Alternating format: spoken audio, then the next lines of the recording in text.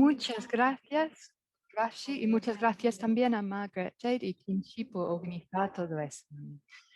Voy a hablar menos sobre la esperanza, porque yo sé que Anu va a hablar sobre esto, y voy a hablar más bien sobre el contexto de la resiliencia que se requiere de las personas de India y que se ha requerido durante estos últimos años y las razones por las luchas que estamos viendo alrededor del país. Es importante mencionar estos porque en todo el mundo hemos tenido un periodo muy extraño, pero como ha habido esa tragedia y la pandemia en todo el mundo, es fácil pensar que es más o menos lo mismo en todo el mundo. Y quiero decir que no lo es. Y desde la experiencia de India, no quiero hablar de un tipo de intentar tener el peor desastre o limpiar, por ejemplo, del desastre, pero las medias no han hablado de la seriedad de la crisis por varias razones. Por ejemplo, que es aliado del oeste y porque nuestro gobierno ha oprimido los datos y la libertad de la prensa, que hubieran nos dado una imagen verdadera de lo que está pasando en nuestro país. Podemos ver antes de la pandemia que ya teníamos una economía muy débil, con muy malas condiciones de salud. Ha habido un declive en la economía y la tasa de nacimiento también estaba descendiendo antes de la pandemia y las tasas de inversión también estaban reduciendo y el empleo también se estaba bajando. Y esto es algo muy importante porque el 90% de nuestros trabajadores trabajan en la economía informal. No hay ayudas del Estado. Y esto era antes de la pandemia. Y en particular para las trabajadoras, los trabajadores de mujeres, teníamos el trabajo de 36% y bajó a 18% entre estas mujeres. Es una de las tasas más bajas del mundo de las personas que estaban trabajando.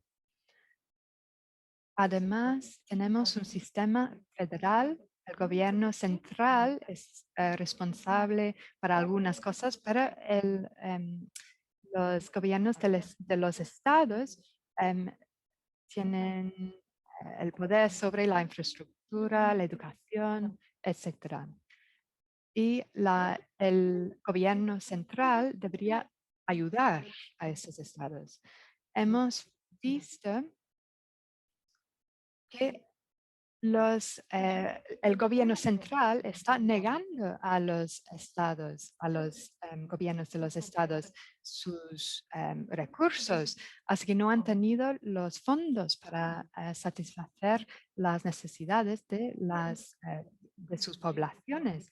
Y después de la victoria en 2019 de mayo del Partido Popular de India, del JP.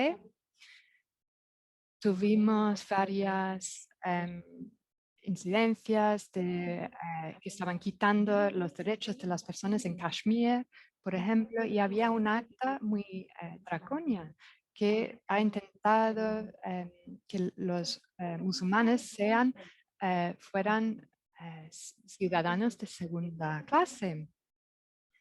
Y también hemos tenido demostraciones, motivaciones de mujeres pacíficas. Teníamos mucha protesta de los estudiantes, por ejemplo, también, que fue algo que el gobierno no podía controlar y no podían controlar la narrativa tampoco. Esto fue el contexto de cuando comenzó la pandemia. En sus primeras fases, la pandemia fue un regalo para el gobierno central.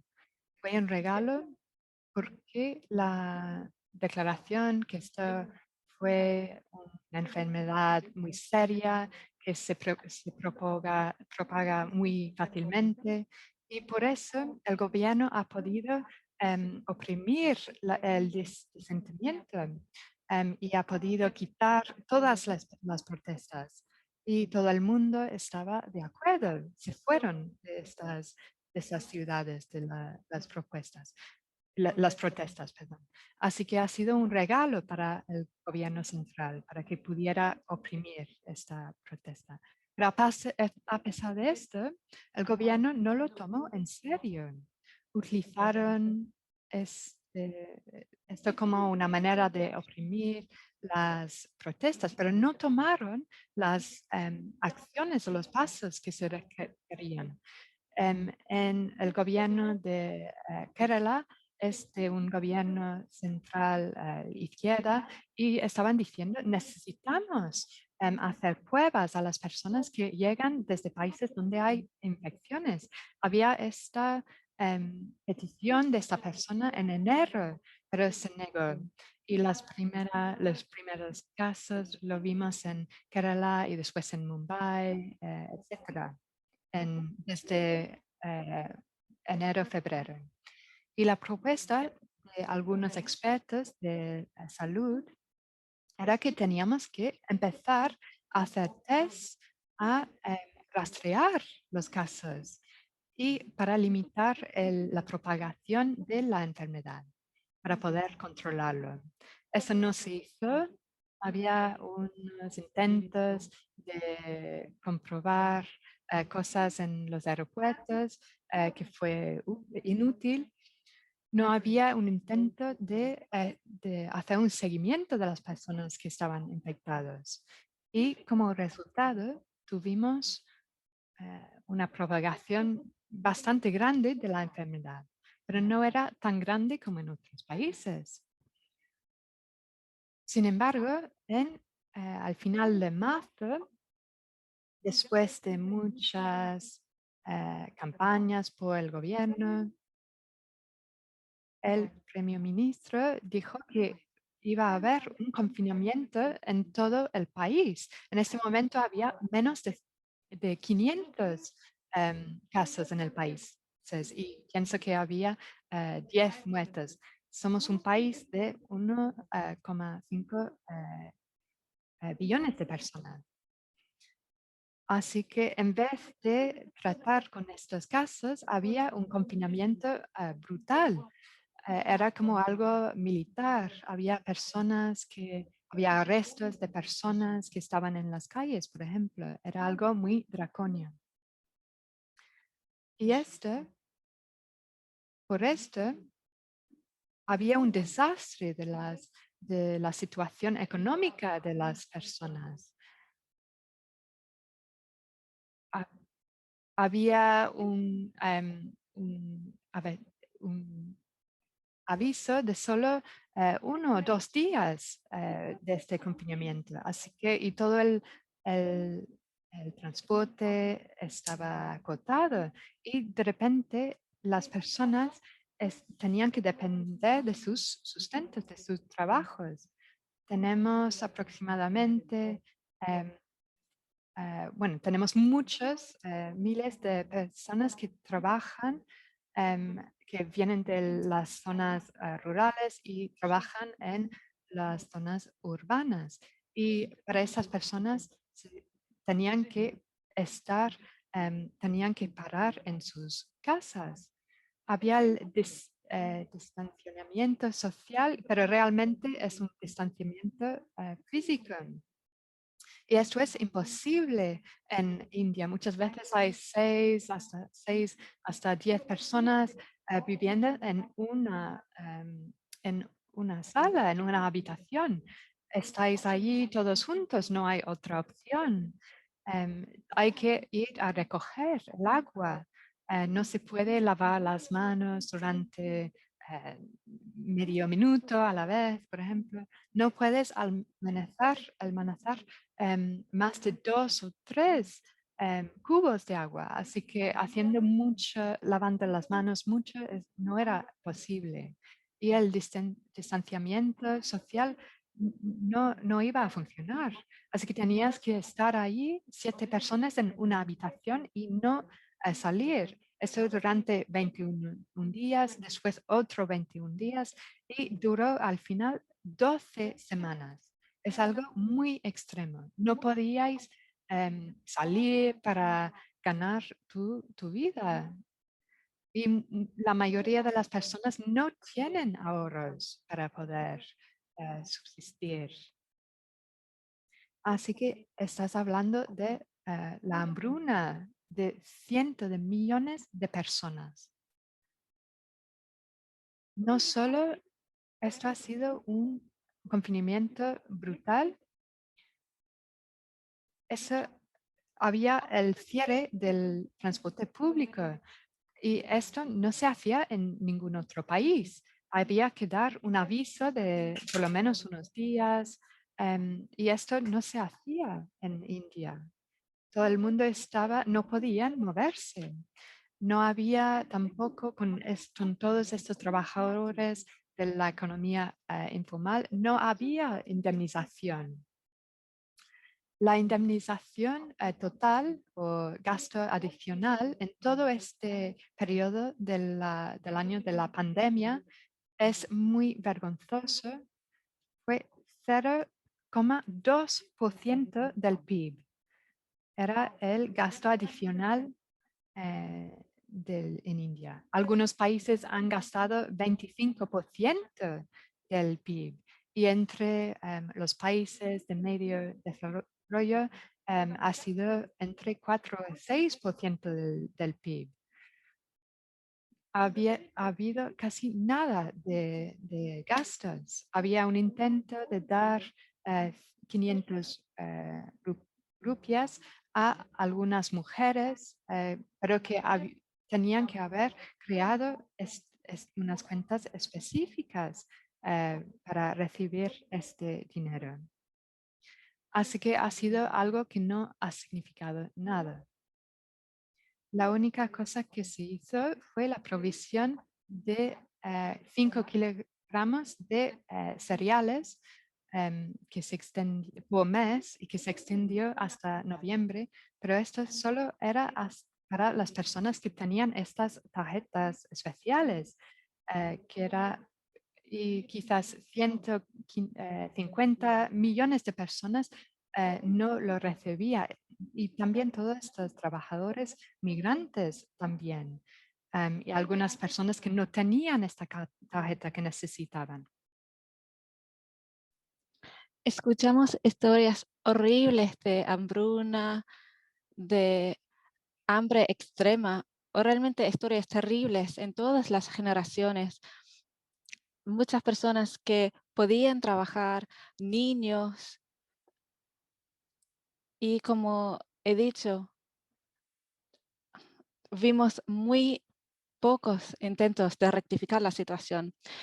Durante la primera fase de confinamiento de la pandemia, eso desde abril a julio de 2020, habían otros intentos de gobiernos locales como cocinas comunitarios, porque usaron todo su dinero presupuestado para el año, pensando que no iba a necesitarlo después. Bueno, esto no duró mucho tiempo, pero por lo menos había algo.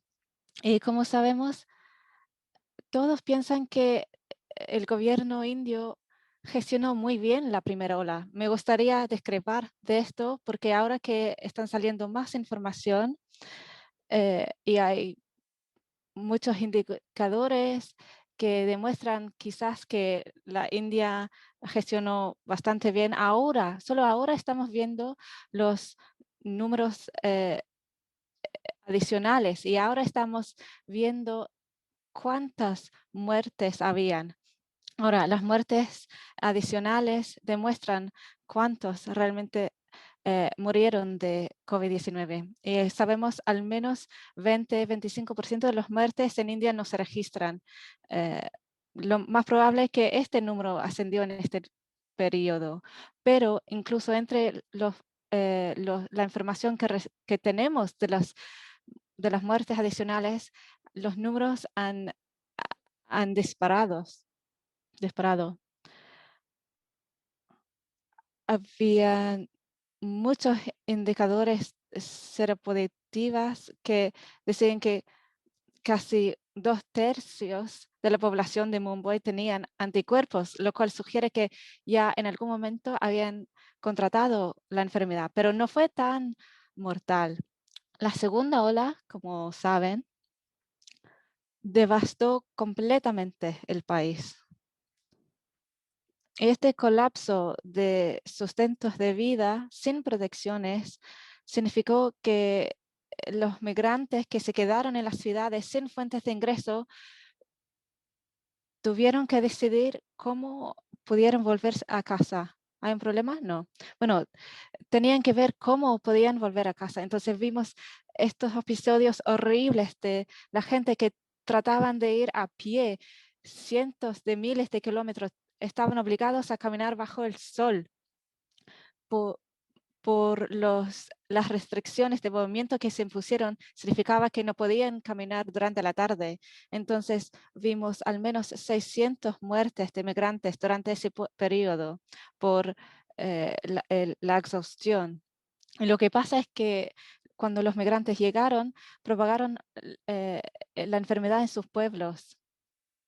Y cuando se empezó la apertura de negocios de la economía en julio, porque no había opción, cuando se levantaron las restricciones, no habían trabajos, no habían empleos disponibles. Entonces, cuando la gente encontraba trabajo, estaban ganando la mitad de lo que estaban ganando antes. Eso es el promedio, el impacto promedio sobre los sueldos. Entonces, puedes imaginar el impacto de los autónomos que dependen de vender sus servicios y mercancía a otras personas. Entonces, aún están en posición muy precaria. Estamos viendo más de cientos de negocios que se cierran cada semana en los últimos meses. El otro aspecto de esto es que en la India estamos muy buenos por hacer distanciamiento social. O sea, eso es básicamente la discriminación racial en base a casta. Y este concepto de distanciamiento social tuvo muy mal impacto. Y no voy a hablar de cómo impactó en las actitudes a religiones, a castas. Muchas personas fueron maltratados en otras partes del país. Vimos niveles de prejuicio extremadamente altas y eso sumó a toda la tragedia que ya se pasaba en el país. Luego, por la situación económica ya mala y por la autoconfianza muy alta del gobierno en cuanto a su capacidad de gestionar la enfermedad, porque teníamos tasas de infección muy bajas, vimos una segunda ola gigante, muy devastadora. Y de cierto modo, esta ola sigue ahora porque se ha extendido a las áreas rurales y no tenemos datos, información de esto. Los periodistas vuelven con historias horribles y diciendo que muchas veces el número está muy por debajo del número real. Los certificados de muerte dicen que la causa de muerte fue enfermedad, lo cual podría ser cualquier cosa. Y como he dicho, muchas personas mueren sin obtener certificados de muerte ni registrar su muerte. Entonces, aún no tenemos datos específicos por la India rural. Y todo eso se ha empeorado por una cosa que pensamos que la India podría hacer bien, que es la vacunación. La India tiene una historia muy fuerte y larga de vacunación. Teníamos una estrategia muy buena de vacunación universal para niños y se vacunaba en las puertas de la casa de la gente y ese, ese programa fue gratis. También producimos las vacunas. El productor más grande del mundo está en Mumbai. Producimos un gran porcentaje de vacunas, exportamos vacunas. Entonces todos presumieron que por lo menos nuestro programa de vacunación funcionaría, pero en eso también el gobierno lo hizo mal. Eso pasó por privatizar la política de vacunación. Al hacer eso, ha destruido un sistema universal de vacunación que era muy bueno. Al principio ni pidió las vacunas.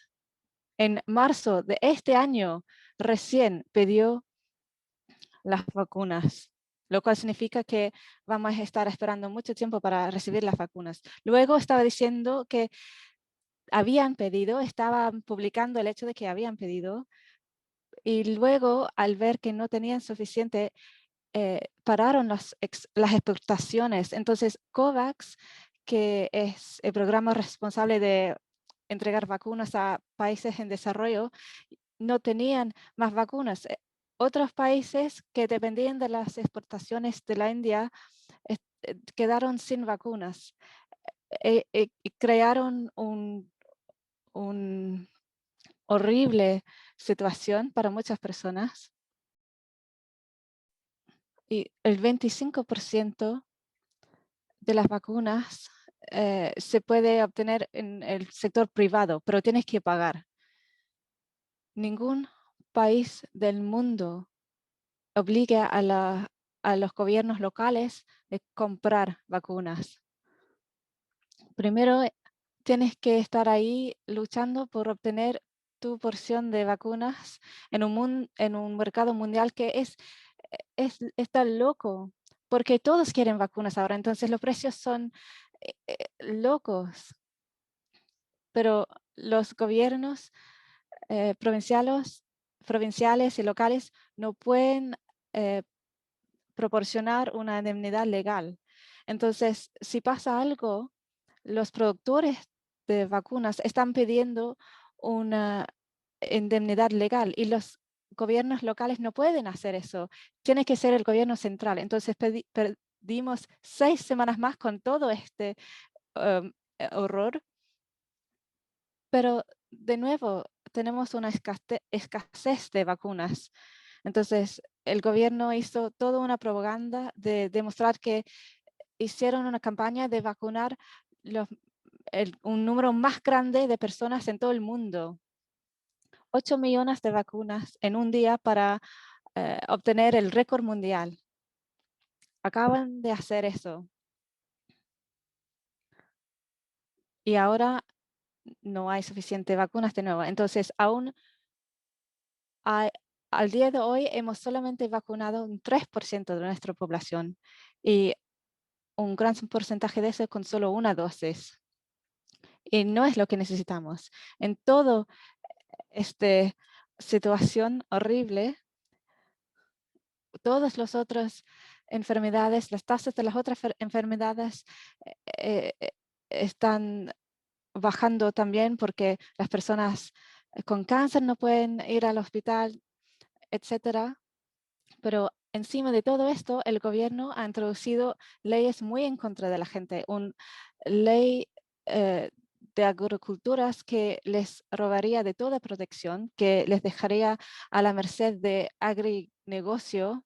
Leyes laborales que negaron a los trabajadores los pocos derechos que ya tienen. El 5 a 8% de la planta laboral que tienen derechos, a ellos se les negarían estos derechos.